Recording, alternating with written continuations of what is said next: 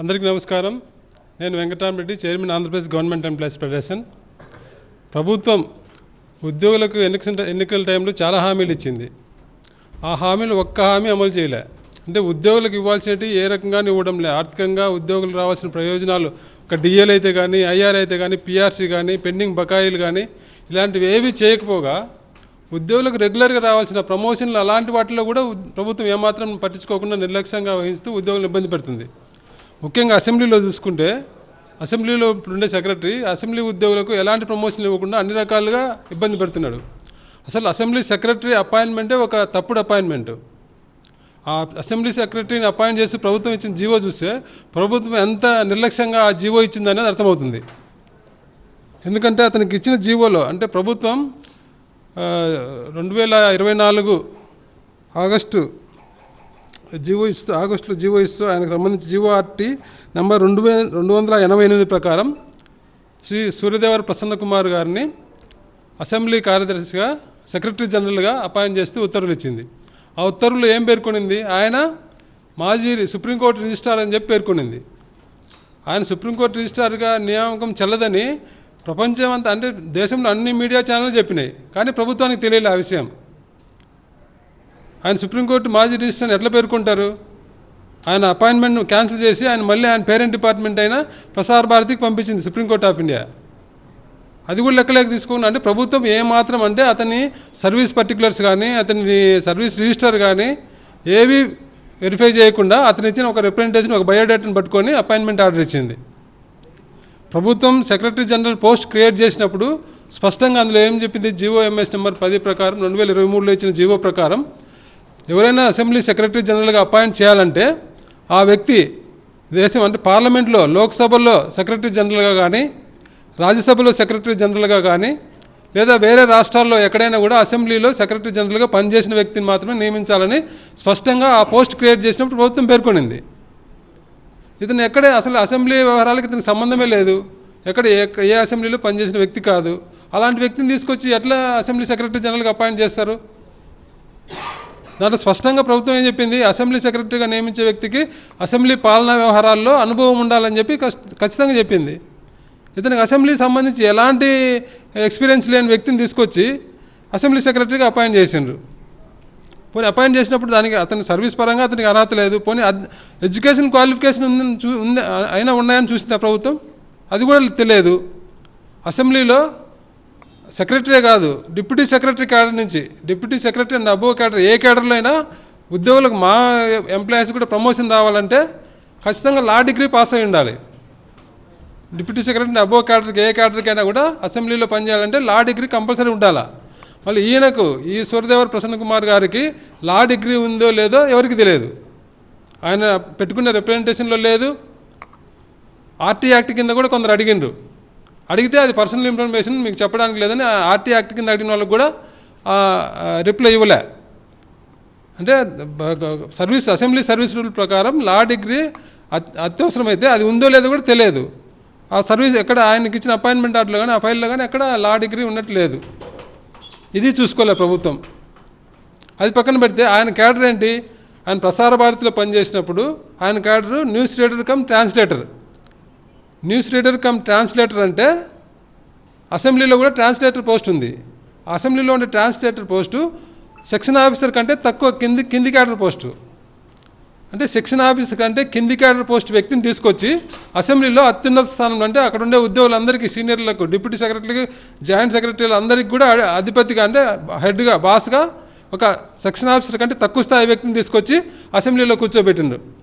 ఇది ఏ రకంగా సమంజసము? అంటే అక్కడ ఉండే సీనియర్ ఉద్యోగులందరినీ అవమానించడం కాదా? వాళ్ళకంటే తక్కువ స్థాయి వ్యక్తిని తీసుకొచ్చి వాళ్ళ మీద అజమాయిషీ చేసేలాగా అక్కడ ఉండే అర్హత ఉండే ఉద్యోగులను వదిలేసి వాళ్ళకి ఇవ్వకుండా పెట్టడం అనేది అది కరెక్టేనా? ప్రభుత్వం ఎందుకు ఎట్లా చేస్తుంది? అర్హత లేని వ్యక్తిని తీసుకొచ్చి మా ఎంప్లాయీస్ మీద రుద్ది మా ఎంప్లాయీస్ని ఇబ్బంది పెట్టడం ఎందుకు? అసలు ఆయన ఆంధ్రప్రదేశ్ సంబంధించిన వ్యక్తి కూడా కాదు, అతను తెలంగాణకు సంబంధించిన వ్యక్తి. మన రాష్ట్రంతో అతనికి సంబంధం లేదు.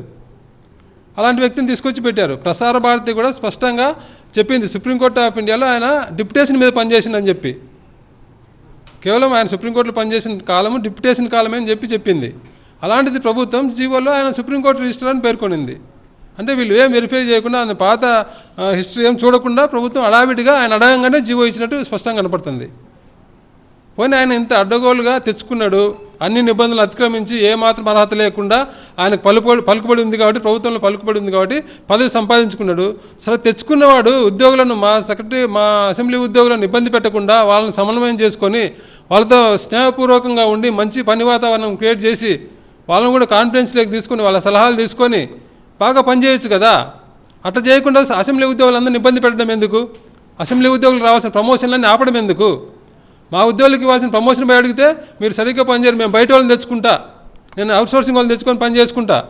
నువ్వెవరు? ఉద్యోగులను, రెగ్యులర్ ఉద్యోగులను వదిలేసి అసలు నీకు అర్హత లేదు, నువ్వే ఒక కాంట్రాక్ట్ ఎంప్లాయీస్వి, నీకు సంబంధం లేని వ్యక్తి వచ్చి ఏదో నీకు పలుకుపడిందని నువ్వు వచ్చి ఇక్కడ ఉండే ఉద్యోగులు ప్రమోషన్ ఇవ్వకుండా నేను బయట వాళ్ళని పని చేసుకుంటా అంటే అసలు నీకే అర్హత లేదు, నువ్వు బయట వాళ్ళని తెచ్చుకొని ఎట్లా పని చేస్తావు? అసలు ఏ రకంగా అంటే ఇప్పుడు అక్కడ అసెంబ్లీలో ఒక చిన్న ఇన్సిడెంట్ మీద విజయరాజ్ అనే జాయింట్ సెక్రటరీ ఉన్నాడు, ఆయనకు అడిషనల్ సెక్రటరీ ప్రమోషన్ రావాలా, అడిషనల్ సెక్రటరీ తర్వాత సెక్రటరీ ప్రమోషన్ రావాలా. ఎలిజిబిలిటీ క్యాండిడేట్ ఆయన, ఫస్ట్ ఉండే క్యాండిడేట్, ఇప్పుడు ఉండే ఉద్యోగుల్లో ఫస్ట్ క్యాండిడేట్ ఆయన సెక్రటరీ అవ్వాల్సిన వ్యక్తి. ఆయన మీద ఒక చిన్న ఇన్సిడెంట్ చూపించి ఆయన సస్పెండ్ చేసిండ్రు. సస్పెండ్ చేసిన తర్వాత మళ్ళీ రీఇన్స్టేట్ చేసింది ప్రభుత్వం. రీఇన్స్టేట్ చేసేటప్పుడు పెండింగ్ ఎంక్వైరీ అని చెప్పి రీఇన్స్టేట్ చేసిండ్రు. పెండింగ్ ఎంక్వైరీ అంటే ఎంక్వైరీ జరిగి ఆయన చేసిన తప్ప కాదని నిర్ధారించాలా. ఆ నిర్ధారించాలంటే ఎంక్వైరీ ఆఫీసర్ని వేయాలి. ఆ ఎంక్వైరీ ఆఫీసర్ని కూడా సంవత్సరం నుంచి, అంటే అతన్ని తిరిగి రీఇన్స్టేట్ చేసి సంవత్సరమైనా కూడా ఈ సంవత్సరం కాలంగా అతని మీద ఎంక్వైరీ ఆఫీసర్ వేయలే. ఎందుకంటే ఎంక్వైరీ ఆఫీసర్ వేసి ఆయన మీద తప్పు లేదని ప్రూవ్ అయితే ఆయనకు ప్రమోషన్ ఇవ్వాల్సి వస్తుంది. ఆయన ప్రమోషన్ ఇచ్చి మళ్ళీ ఆయన సెక్రటరీ పోస్ట్కి వస్తాడు. ఈయన పోస్ట్కి ఎక్కడ ఇబ్బంది అవుద్దో, ఈయన పదవి గండం ఏర్పడుతుందని చెప్పి ఆయనకు ఎంక్వైరీ వేయకుండా ఆయన అట్లే కేసు కంటిన్యూ చేసి ప్రమోషన్ ఇవ్వకుండా అట్లే పెట్టిండు. అసెంబ్లీలో అడిషనల్ సెక్రటరీ పోస్ట్ ఖాళీ ఉంది, సెక్రటరీ పోస్ట్ ఖాళీ ఉంది, అసిస్టెంట్ సెక్రటరీ పోస్ట్ 4 ఖాళీ ఉన్నాయి, 10 మంది ఎస్ఓ పోస్టులు ఖాళీ ఉన్నాయి. ఎవరికి ప్రమోషన్లు ఇవ్వడంలే. అంటే అర్హత గల వ్యక్తి, కష్టపడి చదివి ఎగ్జామ్ రాసి వచ్చిన వ్యక్తులు, వాళ్ళ అర్హత ఉన్న వాళ్ళు వాళ్ళకి ప్రమోషన్ ఇవ్వకుండా నువ్వు పలుకుబడి ఉందని నువ్వు ఏ మాత్రం అర్హత లేకుండా వచ్చి కూర్చొని నువ్వు ఇష్టారాజ్యంగా చలాయిస్తానంటే ఎట్లవుతుంది అది? పోనీ ఆయనకి ఎంత ఇచ్చిన శాలరీ, అసలు ఆయనకి ఇచ్చిన శాలరీ చూసి ఆశ్చర్యం వేస్తుంది. ఆయనకు పెట్టిన శాలరీ 4,90,000 జీతం ఇస్తున్నది ప్రభుత్వం ఆయనకు. అంటే ఈవెన్ చీఫ్ సెక్రటరీ కూడా, రాష్ట్రంలో చీఫ్ సెక్రటరీ కూడా అంత జీతం లేదు. ఈ రాష్ట్రంలో ఉద్యోగులందరికీ అధిపతిగా ఉండే చీఫ్ సెక్రటరీ గారికి కూడా 4,90,000 జీతం లేదు. కానీ ఈ వ్యక్తికి, ఎస్ఓ కంటే తక్కువ క్యాడర్ ఉండే వ్యక్తికి 4,90,000 జీతం ఇస్తుంది ప్రభుత్వం. అంటే ప్రభుత్వం ఇష్టం వచ్చిన వాళ్ళకి ఎంతైనా ఇచ్చుకోవచ్చా? దానికేం రూల్స్ నిబంధనలు ఏమి ఉండవా?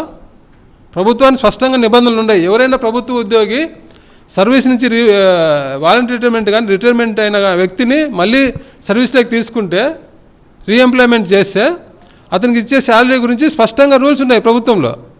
ఆ రూల్ ప్రకారం ఏంటి, అతను లాస్ట్ రోజు ఏదైతే శాలరీ తీసుకున్నాడో ఆ శాలరీలో ఆయనకు వచ్చే పెన్షన్ మినహాయించి మిగిలిన ఏదైతే అమౌంట్ ఉందో అదే దాన్ని మాత్రమే జీతంగా ఇవ్వాలి.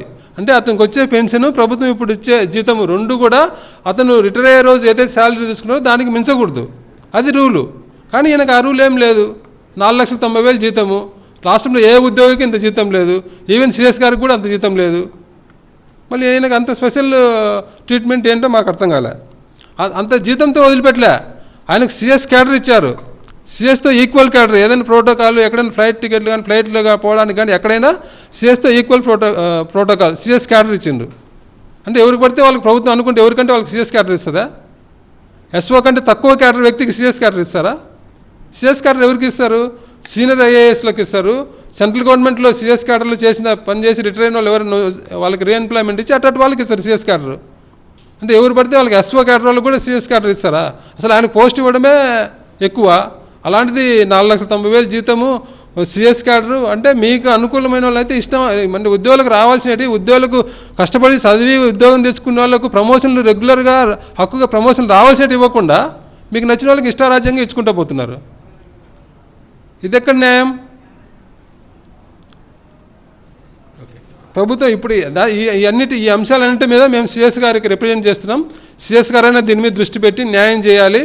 రెగ్యులర్ ఉద్యోగులు, కష్టపడి ఉద్యోగం తెచ్చుకునే ఉద్యోగులు, వాళ్ళకి రావాల్సిన ప్రమోషన్ ఇవ్వాలి. వాళ్ళకి ఇవ్వాల్సిన ఎలిజిబిలిటీ ప్రకారం వాళ్ళ సీనియర్ అధికారులు వాళ్ళకు రావాల్సిన ప్రమోషన్ ఇవ్వకుండా బయట వ్యక్తిని తీసుకొచ్చి వాళ్ళ ఉద్యోగుల మీద రుద్ది వాళ్ళని ఇబ్బంది పెట్టడం, వాళ్ళని ఎన్ని రకాలుగా ఇబ్బంది పెడుతున్నారు అంటే నేను అవన్నీ మాట్లాడకూడదు, ప్రూఫ్ లేదు కాబట్టి.